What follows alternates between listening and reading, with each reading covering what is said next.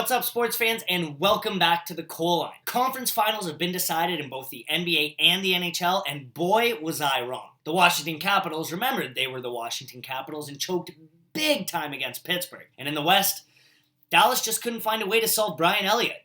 So in the NHL, we're left with the St. Louis Blues versus the San Jose Sharks in the West, and the Pittsburgh Penguins and the Tampa Bay Lightning in the East. So I'll start in the East. And during the Caps-Pens series, I was very confident in saying that the winner of that series will go to the Stanley Cup Final. And with the way Pittsburgh's All-Stars are playing right now, I think they have a great shot. Mix in some jaw-dropping goaltending from rookie Matt Murray, and they have a very good chance to take down Tampa Bay. Add in that Tampa Bay is missing starting goalie Ben Bishop with a leg injury, and all-star Steven Stamkos with blood clots. Tampa Bay is going to need to find some serious secondary scoring to try and steal this one away from a Pittsburgh team that is firing on all cylinders, with the likes of Sidney Crosby, Evgeny Malkin, and Phil Kessel all playing very well. Now, we're going to switch things over to the West. I've always been a fan of St. Louis and think they play a great brand of hockey. I honestly believe this will be a great series.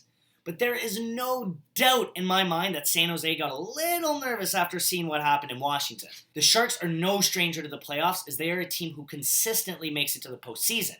But they have never made it to a Stanley Cup final in franchise history. The closest they have come in recent memory was back in 2011 when they fell to the Vancouver Canucks, who would eventually go on to lose to the Boston Bruins. I can almost guarantee that they are itching to get that monkey off their back and make it to a Cup final, but will most likely face a Penguins team who won't be so easy to take down. So, my updated prediction is it will be Pittsburgh defeats San Jose in 6 games. Alright, on to basketball. We will start in the West with the Golden State Warriors taking on the Oklahoma City Thunder. A Thunder team that was surprisingly able to take down a San Antonio Spurs team that a lot of people had pegged with the only chance to defeat Golden State. But after a solid game and a poor fourth quarter performance from the Warriors, the Thunder were able to steal Game 1 against a team that just got the repeating MVP back. OKC was able to hang around the whole game and capitalize on Golden State's poor shooting in the fourth, where they went 1 for 10 from beyond the arc. I'm sure the Warriors aren't hitting the panic button just yet, but if Game 1 tells us anything, I think it's that we are set up for a great series. Now, on to the Eastern Conference Finals, where we have the hot shooting Cleveland Cavaliers taking on the Toronto Raptors, or, as CBS likes to call them, other. Where Cleveland has had an easy and well-rested trip to the conference final, sweeping both the Detroit Pistons and the Atlanta Hawks, Toronto has done the exact opposite, needing all 7 games in both series to get to this point. And in Game 1, it showed. While Toronto was able to hang around for the first quarter, the well-rested Cavaliers were able to capitalize on their fatigue and take a demanding lead for the rest of the game. Cleveland's big three of LeBron James, Kevin Love, and Kyrie Irving didn't even play for most of the fourth quarter, as Cleveland was holding on to a 30-point lead. And apparently, they didn't get enough rest with the whole week off they had leading up to this. Now, Toronto showed similar signs with poor shooting and ball handling that they had in the first 2 series.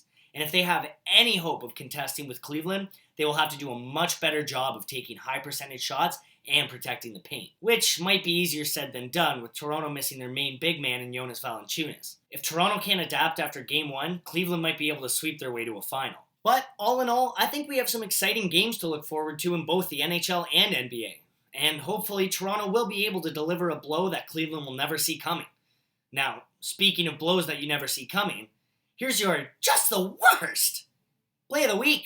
These two teams met in the ALDS. That's where Jose Bautista had the bat flip that we saw over and over again. Bautista's going to second. Comes in hot. The Rangers didn't like the slide. And here comes everywhere. Kevin Pillar, Josh Donaldson flying in there to help their teammate. And it gets really hairy real fast. Now watch Rougned Odor right here. Wow! You see a lot of pushing and shoving in sports, but when a guy closes his fist and makes that kind of contact, that's a game changer. These two teams don't like each other. Now, everyone in both Toronto and Texas remember how the ALDS wrapped up last year, with that crazy 7th inning all capped off by the bat flip heard around the world. And obviously Texas is still a little bitter about it. And hey, if I was on the other side of it, I probably would be too. But Texas decided to cowardly go for some redemption by beating Batista in the last game of the series. Of course, Batista didn't take too kindly to this and took an extra hard slide into second baseman Rougned Odor. This resulted in one of the hardest punches I've ever seen thrown by a major league player, and an even better chin by Jose Batista. My personal favorite were Batista's comments after the game, where he said, "I guess it takes a bigger man to knock me down." Now, I love a good rivalry, and there's definitely no love lost between these two teams. But sadly, we will have to hope for another postseason matchup, as this was the last regular season matchup for these two teams. And that, sports fans, is why this was the worst play of the week. Sack up, Texas, and next time, if you're going to throw at one of our guys, do it in the first at-bat of the series. Anyway, that's all for this week, sports fans. Thanks for watching, and we just crossed the goal line.